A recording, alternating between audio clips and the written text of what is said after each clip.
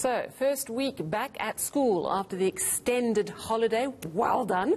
But if your kids are homeschooling, you don't have to navigate the many ups and downs of our current school timetable. Recently, the University of Cape Town launched an online high school for grades 8 to 12. And while online learning is flexible and cutting edge, one wonders, do kids miss out on the gees, the spirit of attending a brick-and-mortar school? Well, this is something that UCT's online school has asked their newly appointed head of culture to address.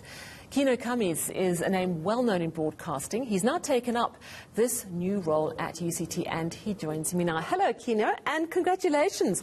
Sounds like a fascinating position. I first want to ask you a little bit about this UCT Online School. We've heard about it, but is it basically homeschooling, or is it more of what my kids do when they have to join Teams meetings during the lockdown?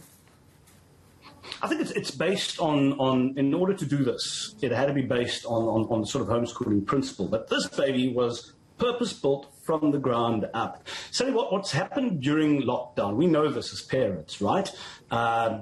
You go to school every second day. You're on holiday for 3 weeks. At the end of the day, you've lost a year in that particular curriculum over time. And that is hugely detrimental. This is where this online high school really shines. And what we've also seen in the classrooms is they've taken what normally happens in a classroom and they've pasted it on Teams or they've pasted it on Zoom. This was purpose-built from the ground up to be engaging, to be immersive, to give teachers the time for one-on-one engagements with their students, which is very, very important.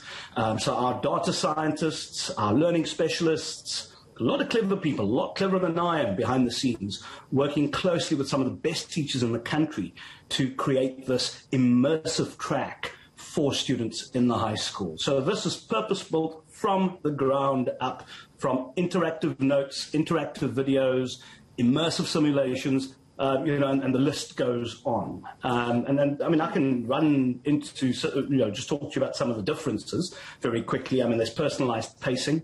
What we do is we look at your entry exam results. We look at your yearly exams that you take. We also look at what you want to achieve. And we help you pace what's going to happen throughout that year. So but both the pace has been set up. Yeah. Sorry, I'm wondering how many kids have signed up so far? And is it only online? Is there any face-to-face at all? Listen, so we are trying. So I'm not sure about the latest numbers, but a birdie told me over 1,000 so far. But that was some time ago. I'm not sure what the numbers sit at the moment.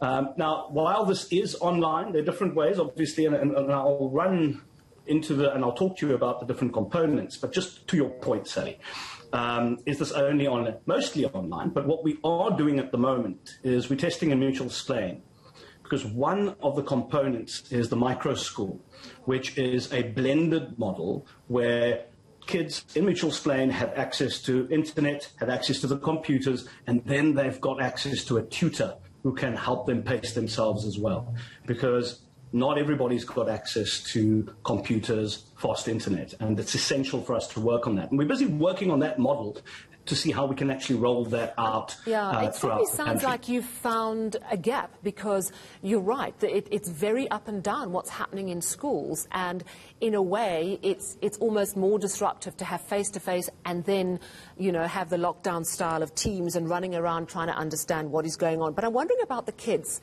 Do you think that online learning suits a certain type of personality and other types of personality it just won't gel for them? Listen, it's something that I thought about. I mean, I'm a father, right? You've teens, and I've got a little one running around as well. But I think it could almost work for anybody. If you left a kid to their own devices to do their own thing, then yes, I'd be very worried about that. But if you look at UCT Online High School, we don't only have the teachers that do the one-to-one.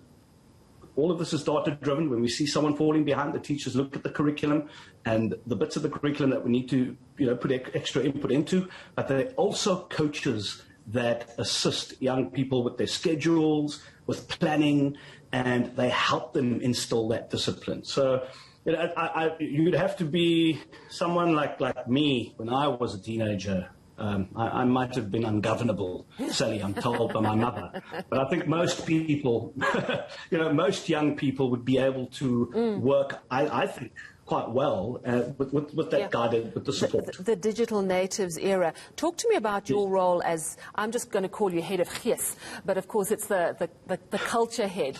How do you create cohesion and culture in a group of kids who are all remote? You see, it's you are who you're surrounded with, right? So my role is to have the one-on-one with the parents, to have the one-on-ones with our learners, to do that along with the principal.